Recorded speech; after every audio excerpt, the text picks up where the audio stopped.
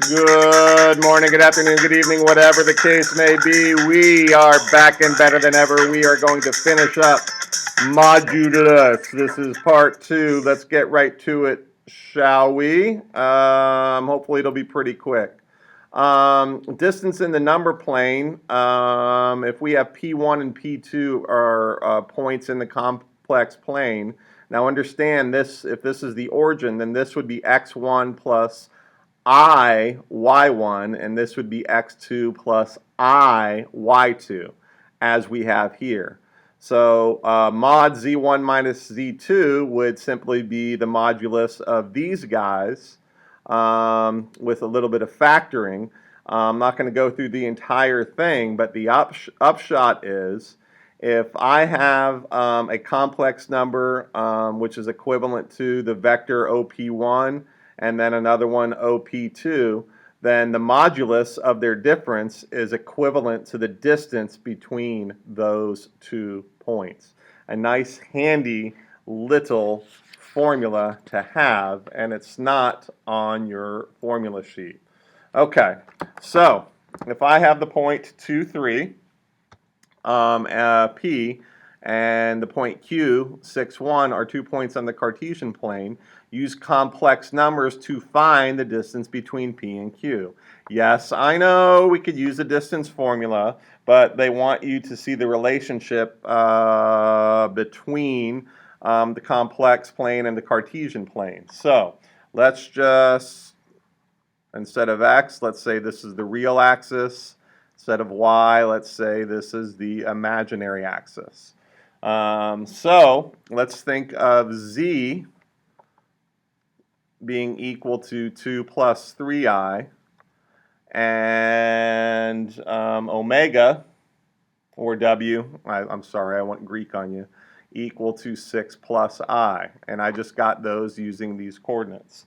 So 2 plus 3i we could represent with z, so 1, 2, 1, 2, 3 here, and we could do that. Yes, and so this is z. And then 6 plus I, 1, 2, 3, 4, 5, 6, I, and this could be w. Yes, everybody good?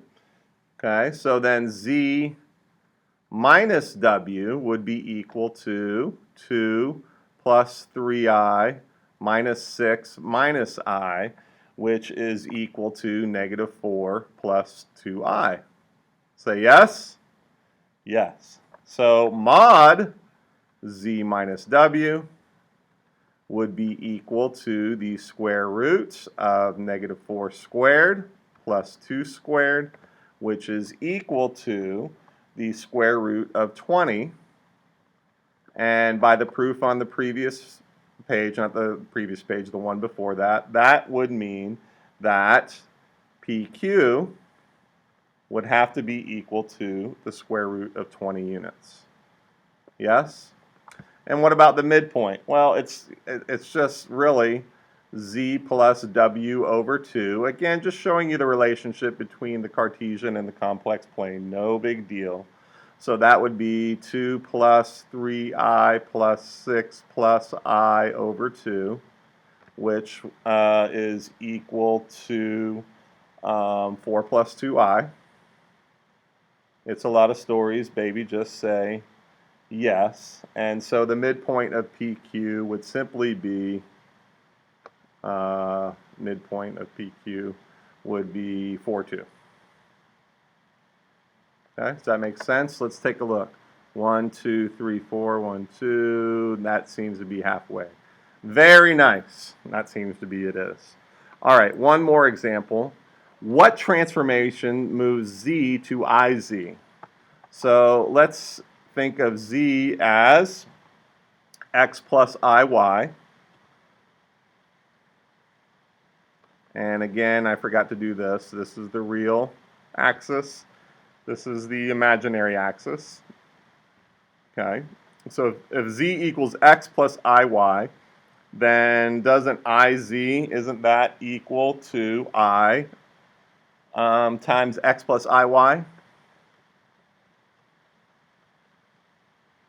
Yes, so that would be xi plus I squared y, which would be equal to negative y plus xi, because I squared is equal to negative 1. So what? Well, if we think of z as being the same as or equivalent to the point xy, complex to Cartesian, then iz we could think of as equivalent to p prime, since we're talking about mapping z to iz, so we'll call this p prime, negative y x. Where did this come from? Well, negative y x, and z is xy. Okay, so let's take a look at the magnitude. Well, let's go ahead and do that real quick. So, I don't know, xy could be anywhere. Let's just, I don't know, 1, 2, 3, 4, 5, 1, 2. Let's say this is 5, 2, right? And so what? Negative yx would be negative 2 or negative 2 plus 5i. 1, 2, 1, 2, 3, 4, 5. I think I got that right. Okay.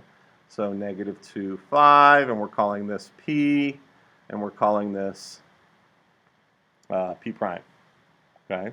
So let's take, did I say magnitude? Magnitude, by the way, is the same as modulus, absolute, all related to absolute value, distance from 0 or distance from the origin. So mod z would be the square root of x squared plus y squared, yes? And mod iz would be the square root of negative y squared plus x squared, which is equivalent to x squared plus y squared. Okay, so that means that OP is equal to OP prime. Okay, I have this same distance here, yes? And if you take a look at these, it sure looks like we have a right angle, yes? And we know that if we switch our coordinates and negate the x coordinate, switch and only negate the x, then the angle between the two is 90 degrees. So z, we can say z moves to iz